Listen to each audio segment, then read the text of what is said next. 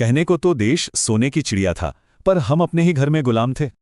और ये भेदभाव ये हर जगह था, हर रोज की जिंदगी में। सफर में भी बराबरी नहीं। ट्रेन में हम भारतीयों के लिए अलग डिब्बे थे। यहां तक कि स्कूलों में बच्चों को भी अपमान सहना पड़ता था। और नौकरी, वहां भी ना बराबरी थी और ना ही कोई सम्मान। किसानों पर भारी टैक्स, देश में बढ़ती गरीबी और हमारे फैसले लंदन में होते थे। मतलब न कुछ बोलने की आजादी थी, न अन्याय के खिलाफ आवाज उठाने का हक। तो आज ये जो आजादी है, ये लाखों कुर्बानियों के बाद मिली है। इस कीमत को, इस विरासत को कभी नहीं भूलना है। जय हिंद।